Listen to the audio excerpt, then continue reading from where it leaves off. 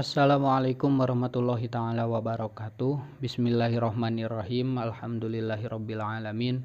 Wabihi nasta'inu ala umuri dunya waddin. Wassalatu wassalamu ala asyrafil anbiya'i wal mursalin. Amma ba'du. Alhamdulillah urang sadayana dina waktos kamari parantos rengse netelakeun panetelaanana pirang-pirang ciri pikeun kalimah isim. Tayeuna urang teraskeun deui wae kana hancanu salajengna nyaeta panetelaan pirang-pirang ciri pikeun kalimah fi'il.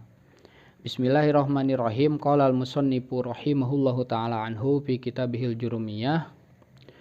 Wal fi'lu jeung ari kalimah fi'il yu'rafu eta bisa dikanyahokeun ieu kalimah fi'il biqad ku lapad qad wasini jeung ku sin wasaupa jeung ku saupa wata itta'nisi jeung ku ta tanis as-sakinati anu sukun.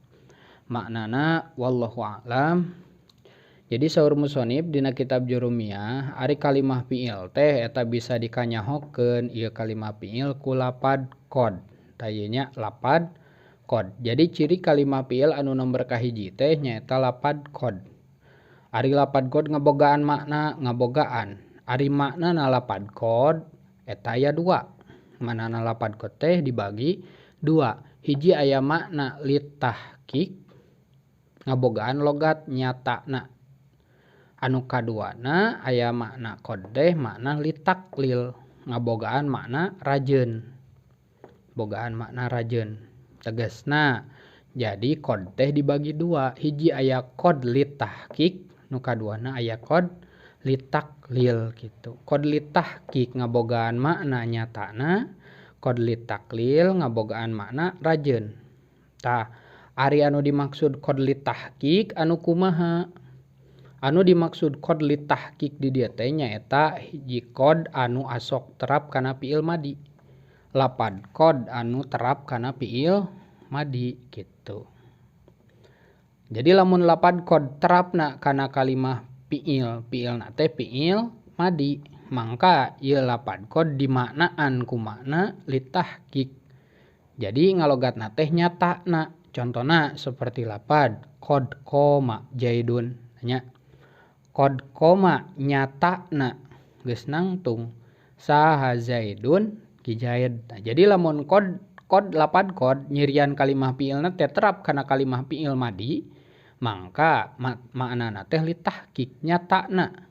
Nyatana geus nangtung saha zaidun ki jaid gitu. Tah jadi anu dimaksud qad litahqiq teh nyaeta qad anu terap kana fi'il madi gitu ngabogaan makna nyatana.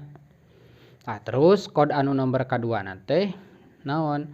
Aya qad litaklil. Tah qad makna litaklil. Naon atuh anu dimaksud makna qad litaklil nyaeta qad anu osok terap kana fi'il mudhari gitu nya. Anu dimaksud ku makna qad litaklil di dieu teh nyaeta qad anu sok terap kana fi'il mudhari ngabogaan maknana teh rajeun, logatna teh rajeun gitu. Mangka lamun aya qad terap kana fi'il mudhari mangka di maknana teh ku makna rajeun. Contona seperti lapad qad yaqumu jaidun. Qad yaqumu rajeun nangtung saha jaidun ki jaid. Jadi kitunya ari qad anu sok terap kana fi'il madi mah di maknana teh ku makna litahqiq. Tegasna jadi qad litahqiq. Ari qad anu sok terap kana fi'il mudhari mah di maknana teh qad litaklil tegasna ngabogaan makna rajeun gitu. Tah jadi kitunya. Urang wihan deui jadi ciri kalimah fi'il anu nomor kahiji teh qad. Lapad qad nya.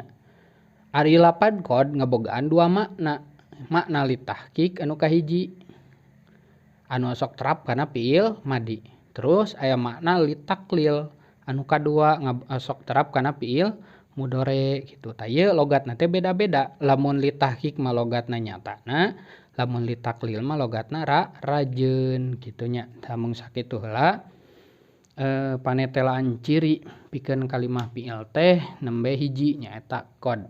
Kangge panetelaan ciri kalimah fi'il anu sanesna urang lajengkeun bae mungkin dina video anu salajengna nya. Mung sakitu heula ti sim kuring wabillahi taufik wal hidayah. Wassalamualaikum warahmatullahi taala wabarakatuh.